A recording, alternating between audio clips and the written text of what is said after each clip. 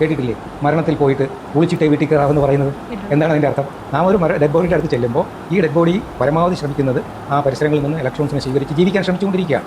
അപ്പോൾ അതിൻ്റെ മുഖ്യ പ്രാണനാണ് പോയത്. ഇനി ബാക്കി അതിൽ 9 പ്രാണനുകളുണ്ട്.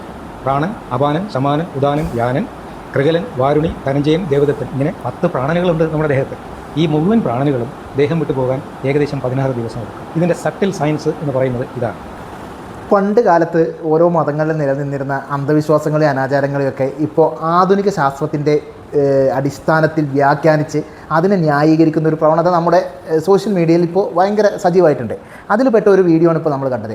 അതായത് മരിച്ചാൽ അല്ലെങ്കിൽ മരണ വീട്ടിൽ ചെന്നാൽ നമ്മൾ കുളിക്കണം, അല്ലെങ്കിൽ മരിച്ച ഒരാളെ കണ്ടാൽ കുളിക്കണം എന്നുള്ളൊരു ആചാരം, ഒരു അന്ധവിശ്വാസം പണ്ട് കാലത്ത് നിലനിന്നിരുന്നു. ഇപ്പോഴും പല ആളുകളും അത് തുടർന്നു പോരുന്നുണ്ട്. അപ്പോൾ ആ അന്ധവിശ്വാസത്തിന് ഒരു ശാസ്ത്രീയമായ അടിസ്ഥാനം നൽകാനാണ് ഇദ്ദേഹം ഈ വീഡിയോയിലൂടെ ശ്രമിക്കുന്നത്. സത്യത്തിൽ ഇദ്ദേഹത്തിന് ശാസ്ത്രത്തിൻ്റെ ഒരു അടിസ്ഥാന ധാരണ ഇല്ലാന്ന് നമുക്ക് ഇദ്ദേഹത്തിൻ്റെ സംസാരം കേട്ടാൽ മനസ്സിലാവും. അതായത് ഇലക്ട്രോൺസ് എന്താണെന്നോ, മരണം എന്താണെന്നോ, ജീവൻ എന്താണ്, ജീവൻ എങ്ങനെയാണ് നഷ്ടപ്പെടുന്നത് എന്നുള്ളതിനെ പറ്റി ഒരു ധാരണ ഇല്ല. കാരണം അത്രയും പൊട്ടത്തരാണ് ഈ വീഡിയോയിൽ പറയുന്നത്. അപ്പോൾ മരിച്ച ഒരാളെ ശരീരത്തിന് ചുറ്റിൽ നിന്നും ഇലക്ട്രോൺസ് സ്വീകരിക്കാൻ വേണ്ടിയിട്ട് ഇങ്ങനെ മരിച്ച ആളുടെ ശരീരം ശ്രമിക്കുന്ന പറയുന്നത്.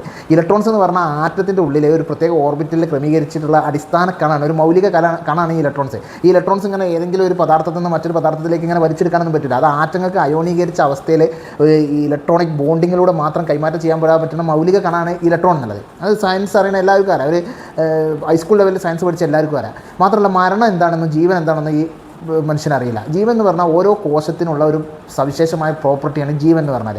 അതായത് വളരാനും മൾട്ടിപ്ലൈ ചെയ്യാനുള്ള ഓരോ കോശത്തിൻ്റെയും പ്രോപ്പർട്ടിക്കാണ് നമ്മൾ ജീവൻ എന്ന് പറയുക. ഈ കോശങ്ങൾ ചേർന്ന് കലകളും അവയവങ്ങളും അവയവ വ്യവസ്ഥയും അങ്ങനെ ഒരു ശരീരം ഉണ്ടാകുമ്പോഴാണ് ആ ശരീരത്തിന് മൊത്തത്തിൽ ജീവൻ എന്ന് പറഞ്ഞൊരു പ്രോപ്പർട്ടി ഉണ്ടാവുന്നത്. അപ്പോൾ മരണം എന്ന് പറഞ്ഞാൽ ഈ ജീവൻ എന്ന് പറഞ്ഞ പ്രോപ്പർട്ടി നിലനിർത്തുന്ന അടിസ്ഥാന പ്രവർത്തനങ്ങൾ ഓരോന്നായി നിലയ്ക്കുന്ന പ്രവർത്തിക്കാണ് മരണം എന്ന് പറയാം.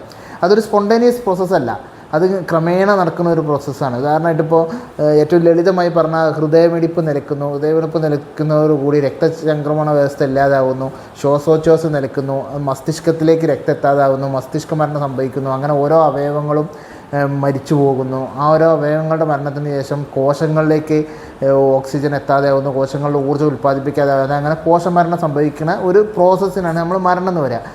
ഇത് 16 ദിവസം കൊണ്ടൊന്നും നടക്കണമല്ല, ഇത് ഏതാനും മണിക്കൂറുകൾ കൊണ്ട് നടക്കുന്ന ഒരു പ്രവർത്തനമാണ്, ഘട്ടം ഘട്ടമായി നടക്കുന്ന പ്രവർത്തനമാണ്. അപ്പോൾ എന്താണ് മരണം എന്നൊന്നും അറിയാതെ, എന്താണ് ജീവനെന്നോ, എന്താണ് ശരീരത്തിൻ്റെ പ്രത്യേകത എന്നോ, ഇലക്ട്രോൺ എന്താണോ മറ്റേതെന്താണോ ഒന്നും അറിയാതെ ശാസ്ത്രത്തിൻ്റെ ഓരോ വലിയ പദങ്ങൾ ജാർഗൺസ് ഉപയോഗിച്ചിട്ട് ഈ പണ്ടത്തെ അന്ധവിശ്വാസങ്ങളെ ന്യായീകരിക്കാൻ വേണ്ടിയിട്ട് ഇതേപോലെ കുറേ ശ്രമങ്ങൾ നടക്കുന്നുണ്ട്. അപ്പോൾ അതിനെ നമ്മളൊരു ശാസ്ത്രബോധമുള്ള ആളുകൾ എന്തായാലും എതിർക്കേണ്ടതുണ്ട് അത്തരം പ്രവണതകളെ.